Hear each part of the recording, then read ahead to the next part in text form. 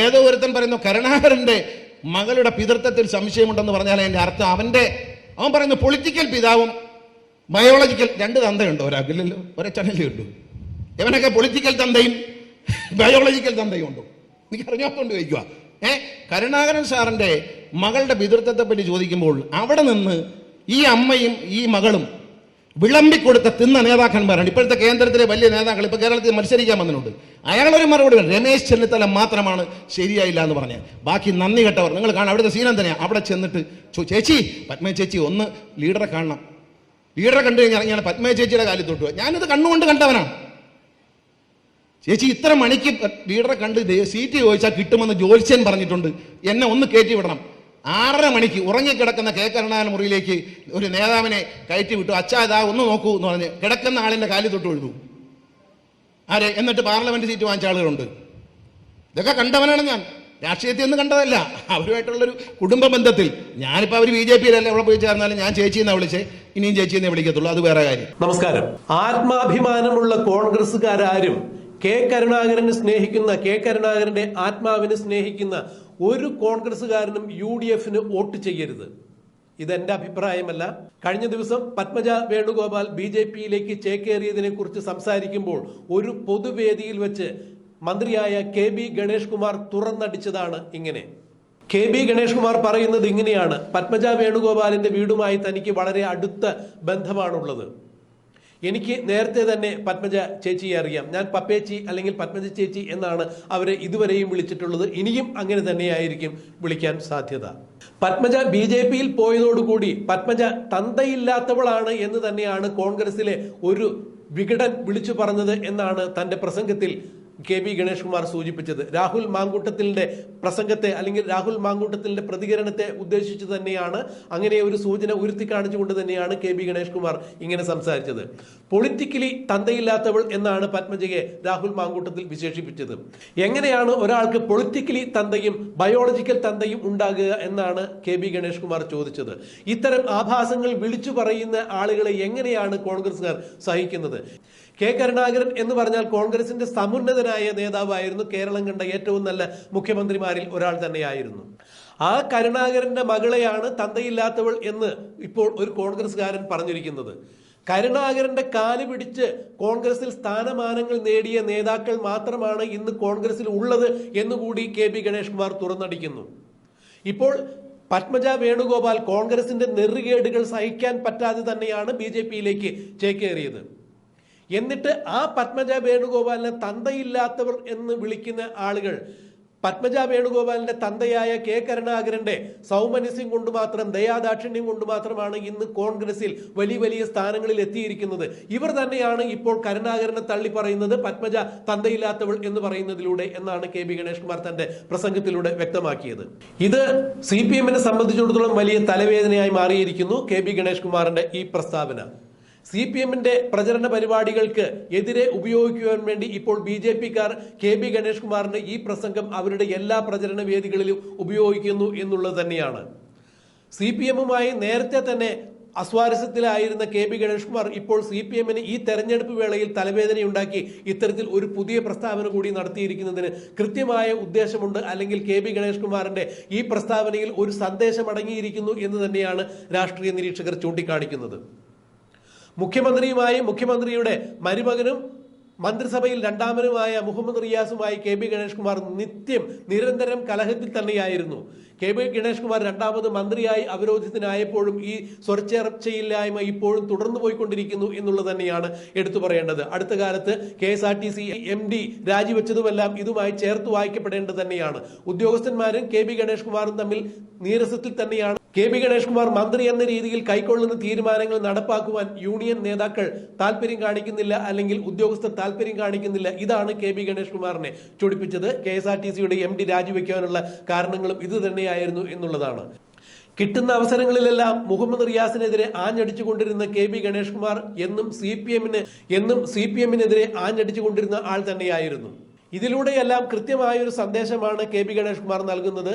ഇനി കോൺഗ്രസിലേക്ക് ഒരു തിരിച്ചുപോക്ക് സാധിക്കില്ല എന്ന് മനസ്സിലാക്കിയ KB ഗണേഷ് കുമാർ BJP-യിലേക്ക് പോകാൻ ഒരുങ്ങുന്നു എന്നുള്ളതിന്റെ വ്യക്തമായ സൂചന തന്നെയാണ് പത്മജ വേണുഗോപാലിന്റെ BJP പ്രവേശനത്തെ തുടർന്ന് പത്മജ വേണുഗോപാലിനെ ഒരു കാരണവശാലും വിമർശിക്കാതെ കോൺഗ്രസിനെ അതിനിശിതമായി വിമർശിച്ചുകൊണ്ട് കെ.ബി. ഗണേഷ് കുമാർ ഇത്തരത്തിൽ ഒരു പ്രതികരണം നടത്തിയിരിക്കുന്നത് എന്ന് തന്നെയാണ് എടുത്തു പറയേണ്ടത്. അതായത് രാഹുൽ മാങ്കൂട്ടത്തിൽ തന്തയില്ലാത്തവൾ എന്ന് പത്മജ വേണുഗോപാലിനെ വിളിച്ചപ്പോൾ അത് കേട്ട് രസിച്ച് അവരുടെ തോളിൽ കൈയിട്ട് വോട്ട് തേടുന്ന കെ മുരളീധരനെ എന്താണ് വിളിക്കേണ്ടത് എന്നാണ് കെ.ബി. ഗണേഷ് കുമാർ തന്റെ വാക്കുകളിലൂടെ പറയാതെ പറഞ്ഞു വയ്ക്കുന്നത്. ഉമ്മൻചാണ്ടിക്കെതിരെ കേസുകൾ ഉയർത്തിക്കൊണ്ടുവരാൻ വേണ്ടി കെ.ബി. ഗണേഷ് കുമാർ സരിതയുമായി ഗൂഢാലോചന നടത്തി എന്നതിന്റെ പേരിൽ കോൺഗ്രസ് ഒരു കാരണവശാലും UDF ഒരു കാരണവശാലും കെ.ബി. ഗണേഷ് കുമാറിനെ കൈക്കൊള്ളുവാൻ തയ്യാറായിരുന്നില്ല. ഈ ഒരു സാഹചര്യത്തിൽ NSSന്റെ ഒത്താശയോടുകൂടി കെ.ബി. ഗണേഷ് കുമാർ BJPയിൽ ചേക്കേറാൻ ഒരുങ്ങുന്നു എന്നുള്ളൊരു വാർത്ത നേരത്തെ തന്നെ കേരള രാഷ്ട്രീയ അന്തരീക്ഷത്തിൽ ഉയർന്നു വന്നിട്ടുണ്ടായിരുന്നു. എന്നാൽ അതിനുശേഷമാണ് അദ്ദേഹം CPMന്റെ മന്ത്രിസഭയിലേക്ക് രണ്ടാം ഊഴം ഇപ്പോൾ എത്തിയിരിക്കുന്നത്. അതെന്ത് തന്നെയായാലും ഇപ്പോഴും LDFന് അകത്ത് നിൽക്കുന്ന കെ.ബി. ഗണേഷ് കുമാർ CPMന് നിശിതമായി മുഖ്യമന്ത്രിയെയും മുഖ്യമന്ത്രിയുടെ മരുമകനെയും നിശിതമായി തന്നെ വിമർശിച്ചു കൊണ്ടിരിക്കുന്നു. ഇപ്പോഴിതാ കോൺഗ്രസിനെയും അതിനിശിതമായ രീതിയിൽ തന്നെ വിമർശിച്ചു കൊണ്ടിരിക്കുന്നു. ഇതെല്ലാം നൽകുന്ന കൃത്യമായ സൂചനകൾ നാളെ കെ.ബി. ഗണേഷ് കുമാർ BJPയിലേക്ക് ചേക്കേറും എന്ന് തന്നെയാണ് എന്നാണ് രാഷ്ട്രീയ നിരീക്ഷകർ ചൂണ്ടിക്കാണിക്കുന്നത്.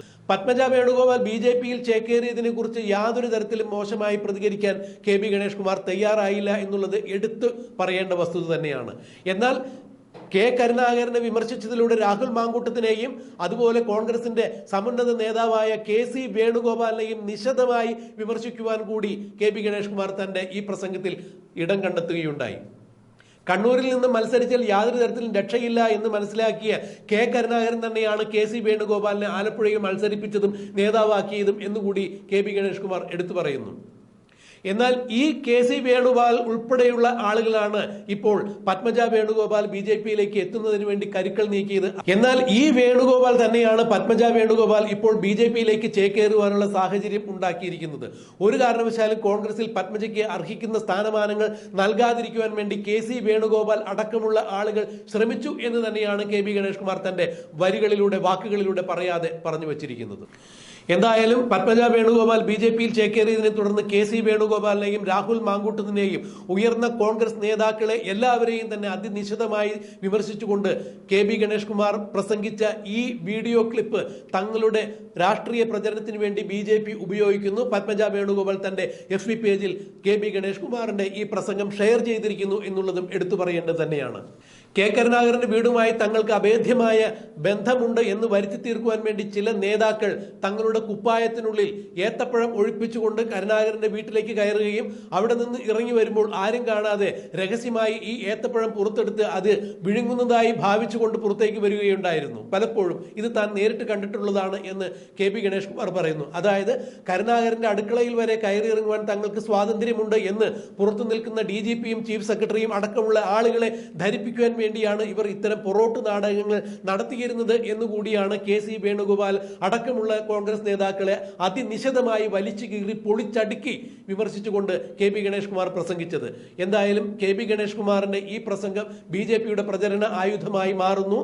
നാളെ ഒരു വേള കെ.ബി. ഗണേഷ് കുമാർ BJPയിലേക്ക് ചേക്കേറിയാലും ഒരു കാരണവശാലും അതിൽ അതിശയപ്പെടേണ്ടതില്ല എന്ന് തന്നെയാണ് ഇപ്പോൾ രാഷ്ട്രീയ നിരീക്ഷകരും ചൂണ്ടിക്കാണിക്കുന്നത്.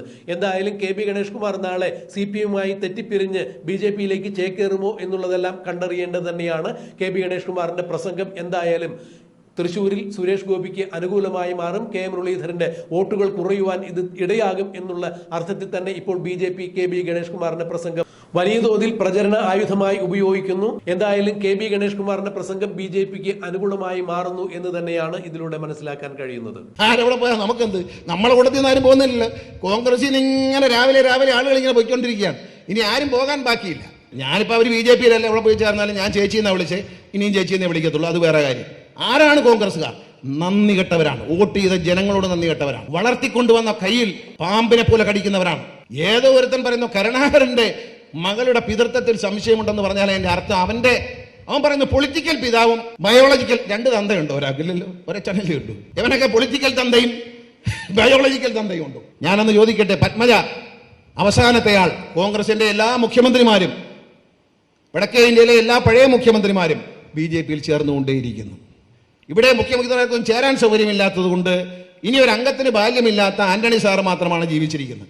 അദ്ദേഹത്തിന്റെ മകനെ, ആരോഗ്യവാനായ മകനെ കൊടുത്തുകൊണ്ട് ആ നേർച്ച നടപ്പിലാക്കി.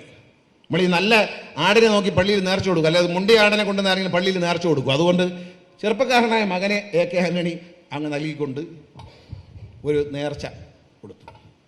കരുണാകരൻ സാറ് ജീവിച്ചിരിപ്പില്ലെങ്കിലും മകള് BJPയിൽ ചേർന്നു. ഈ മകൾ BJP ചേർന്നത് കൊണ്ട് ഇവിടെ ഞങ്ങൾക്കൊരു നഷ്ടമില്ല, ഒരു കുന്തവുമില്ല. ആരവിടെ പോയാൽ നമുക്കെന്ത്? നമ്മളെ കൂട്ടത്തിൽ നിന്ന് ആരും പോകുന്നില്ലല്ലോ. കോൺഗ്രസിൽ നിന്ന് ഇങ്ങനെ രാവിലെ ആളുകൾ ഇങ്ങനെ പോയിക്കൊണ്ടിരിക്കുകയാണ്. ഇനി ആരും പോകാൻ ബാക്കിയില്ല. അപ്പോൾ എന്താ പറയുക, പത്മജയുടെ പിതൃത്വത്തെ പറ്റി ഒരുത്തൻ ചോദിക്കുകയാണ്. നമ്മളൊന്ന് ആലോചിക്കണം കേട്ടോ, അത് വളരെ ശ്രദ്ധിക്കേണ്ട കാര്യമാണ്. കാരണം കരുണാകരനുമായി ഏറ്റവും വലിയ ആത്മബന്ധം പുലർത്തിയിരുന്ന, ലീഡറുമായി ഏറ്റവും വലിയ ആത്മബന്ധം പുലർത്തിയിരുന്ന ആളാണ്. അന്നും ലീഡറെ പറ്റി നല്ലതേ ഞാൻ പറഞ്ഞിട്ടുള്ളൂ. ഞാൻ LDFൽ നിൽക്കുമ്പോഴും ഇന്നും ലീഡറെ പറ്റി നല്ലതേ പറഞ്ഞുള്ളൂ. കാരണം എനിക്ക് ഒരാളെ പറ്റി അഭിപ്രായം രൂപീകരിക്കപ്പെട്ടാൽ എന്നും അത് തന്നെ ആയിരിക്കും, മാറ്റമൊന്നുമില്ല. എൻ്റെ മനസ്സിൽ ഞാൻ ആരാധിക്കുന്ന നേതാവാണ്. എന്നെ രാഷ്ട്രീയത്തിൽ കൊണ്ടുവരാൻ വഴികാട്ടി അദ്ദേഹം. എൻ്റെ അച്ഛനെ നിർബന്ധിച്ചാണ് എന്നെ തെരഞ്ഞെടുപ്പിൽ മത്സരിക്കുന്നത്. അദ്ദേഹത്തിൻ്റെ നിർബന്ധം കൊണ്ട് മാത്രമാണ് എന്നെ തെരഞ്ഞെടുപ്പിൽ. ഞാൻ രാഷ്ട്രീയത്തിൽ വന്നത് ലീഡറുടെ നിർബന്ധം കൊണ്ടാണ്. ആ മനുഷ്യരോട് ആ നന്ദി, നായ്ക്കുള്ള നന്ദിയെങ്കിലും നമ്മൾ കാണിക്കണം. കരുണാകരൻ്റെ വീട്ടിൽ അങ്ങേരുടെ മകള് BJP ചേരോ നക്സലി ചേരോ എവിടെ വേണോ പോട്ടെ, നമുക്കൊന്നുമില്ല. അവരെവിടെ പോയാലും നമുക്കൊരു കുന്തവുമില്ല LDFന്. പക്ഷെ ഞാൻ പറയുകയാണ്, ആരാണ് കോൺഗ്രസ്സുകാരെന്ന് തിരിച്ചറിയാൻ വേണ്ടി പറയാം. കേരളത്തിലെ ജനങ്ങൾ മനസ്സിലാക്കണം, ആരാണ് കോൺഗ്രസ്സുകാർ. നന്ദി കെട്ടവരാണ്, വോട്ട് ചെയ്ത ജനങ്ങളോട് നന്ദി കെട്ടവരാണ്, വളർത്തിക്കൊണ്ടുവന്ന കയ്യിൽ പാമ്പിനെ പോലെ കടിക്കുന്നവരാണ്. കരുണാകരൻ്റെ വീട്ടിൽ വർഷങ്ങളായിട്ട് ഞാൻ പോയിട്ടുണ്ട്, രാഷ്ട്രീയത്തിൽ ഇല്ലാത്ത കാലത്തും. എന്നോടൊരു പുത്രതുല്യ വാത്സല്യം സ്നേഹം ഉണ്ടായിരുന്നു. എനിക്ക് അത്ര ബഹുമാനം ഉണ്ടായിരുന്നു. കാരണം കേരളത്തിലെ ഏറ്റവും മുതിർന്ന 9 അസംബ്ലിയിലെ MLA മാരുമായി കേരളത്തിൻ്റെ നിയമസഭയിലെത്തി 50ലധികം MLA മാരുമായി കോൺഗ്രസിനെ വളർത്തിക്കൊണ്ടുവന്ന കരുണാകരനെയും അദ്ദേഹത്തിൻ്റെ പ്രിയപ്പെട്ട പത്നി എല്ലാവരോടും സ്നേഹം മാത്രം നൽകിയ 2 സ്ത്രീകളാണ് നമ്മൾ കണ്ടത്. ഞാൻ മുഖ്യമന്ത്രിമാരുടെ ഭാര്യമാരിൽ ഏറ്റവും ഒന്ന് കരുണാകരൻ സാറിൻ്റെ ഭാര്യ, തറവാടിത്തത്തോടെ സ്നേഹത്തോടെ പെരുമാറുന്ന അമ്മ. അത് കഴിഞ്ഞാൽ EK നായനാരുടെ ഭാര്യ, ഏറ്റവും അന്തസ്സായി ടീച്ചർ. തങ്കപ്പെട്ട സ്നേഹമാണ് പെരുമാറ്റം. അങ്ങനെയുള്ള നല്ല വ്യക്തികൾ അവരെ അധിക്ഷേപിക്കാൻ ഇറങ്ങിയിരിക്കുകയാണ്. ആരാണ്? ഏതോ ഒരുത്തൻ പറയുന്നു കരുണാകരൻ്റെ മകളുടെ പിതൃത്വത്തിൽ സംശയമുണ്ടെന്ന് പറഞ്ഞാൽ അതിൻ്റെ അർത്ഥം അവൻ പറയുന്നു പൊളിറ്റിക്കൽ പിതാവും ബയോളജിക്കൽ 2 തന്തയുണ്ടോ ഒരാൾക്കില്ലല്ലോ, ഒരച്ഛനല്ലേ ഉണ്ടോ? ഇവനൊക്കെ പൊളിറ്റിക്കൽ തന്തയും ബയോളജിക്കൽ തന്തയും ഉണ്ടോ? എനിക്ക് അറിഞ്ഞാത്തോണ്ട് ചോദിക്കുക. കരുണാകരൻ സാറിൻ്റെ മകളുടെ പിതൃത്വത്തെ പറ്റി ചോദിക്കുമ്പോൾ അവിടെ നിന്ന് ഈ അമ്മയും ഈ മകളും വിളമ്പിക്കൊടുത്ത തിന്ന നേതാക്കന്മാരാണ്. ഇപ്പോഴത്തെ കേന്ദ്രത്തിലെ വലിയ നേതാക്കൾ ഇപ്പോൾ കേരളത്തിൽ മത്സരിക്കാൻ വന്നിട്ടുണ്ട്. അയാളൊരു മറുപടി, രമേശ് ചെന്നിത്തല മാത്രമാണ് ശരിയായില്ല എന്ന് പറഞ്ഞത്. ബാക്കി നന്ദി കെട്ടവർ. നിങ്ങൾ കാണാം അവിടുത്തെ സീനം തന്നെയാണ്. അവിടെ ചെന്നിട്ട് ചേച്ചി, പത്മ ചേച്ചി ഒന്ന് ലീഡറെ കാണണം. ലീഡറെ കണ്ടു കഴിഞ്ഞാൽ ഞാൻ പത്മ ചേച്ചിയുടെ കാലിൽ തൊട്ടു. ഞാനിത് കണ്ണുകൊണ്ട് കണ്ടവനാണ്.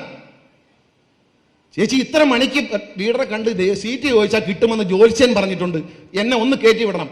6:30 മണിക്ക് ഉറങ്ങിക്കിടക്കുന്ന കരുണാകരൻ മുറിയിലേക്ക് ഒരു നേതാവിനെ കയറ്റി വിട്ടു. അച്ഛാ ഇതാ ഒന്ന് നോക്കൂ എന്ന് പറഞ്ഞ് കിടക്കുന്ന ആളിൻ്റെ കാലിൽ തൊട്ട് എഴുതു. ആരെ? എന്നിട്ട് പാർലമെന്റ് സീറ്റ് വാങ്ങിച്ച ആളുകളുണ്ട്. ഇതൊക്കെ കണ്ടവനാണ് ഞാൻ. രാഷ്ട്രീയത്തിൽ ഒന്നും കണ്ടതല്ല, അവരുമായിട്ടുള്ളൊരു കുടുംബ ബന്ധത്തിൽ. ഞാനിപ്പോൾ അവർ BJPയിലല്ല എവിടെ പോയി ചേർന്നാലും ഞാൻ ചേച്ചിയെന്നാണ് വിളിച്ചേ, ഇനിയും ചേച്ചിയെന്നേ വിളിക്കത്തുള്ളൂ, അത് വേറെ കാര്യം. പക്ഷെ പോന്നിവാസം പറയുന്നതിന് അത് കേട്ടിട്ട് മിണ്ടായിരിക്കുന്നവരാണല്ലോ. പോയി പറഞ്ഞവർ വിവരം കെട്ടവരാണ്, സംസ്കാരശൂന്യരാണ്. പക്ഷേ കേട്ടുകൊണ്ട് മിണ്ടാതിരിക്കുന്നവർ. ആ വീട്ടിൽ കയറി നടന്ന കണ്ണൂരിൽ നിന്നാൽ തോറ്റുപോകും CPM-നോടെന്ന് പേടിച്ച് ആലപ്പുഴയിൽ കൊണ്ട് മത്സരിപ്പിച്ച് പാർലമെന്റിൽ അയച്ച, അസംബ്ലിയിൽ അയച്ച ലീഡറെ മറന്നവർ. അദ്ദേഹത്തിന്റെ മകളുടെ പിതൃത്വം ചില്ലറ തെമ്മാടിത്തനാണോ പറയുന്നത്? എടാ നീ പറഞ്ഞ് ശരിയല്ല എന്ന് പറയാൻ ആരെങ്കിലും തയ്യാറായോ? രമേശ് ചെന്നിത്തല അല്ലാതെ ആരെങ്കിലും തയ്യാറായോ? പണ്ട് കരുണാകരന്റെ വീട്ടിന്റെ ഉള്ളിലേക്ക് മുണ്ടിന്റെ ഇടയിൽ ഏത്തപ്പഴം തിരികൊണ്ട് ആളുകളകത്തേക്ക് പോകുമായിരുന്നു. ഇതൊക്കെ അറിയണം, കോൺഗ്രസ്സുകാരെ തനിയാറെ അറിയാൻ വേണ്ടി പറയുന്ന നന്ദികേട് കൊട്ടാരക്കരക്കാർക്ക് അറിയാം.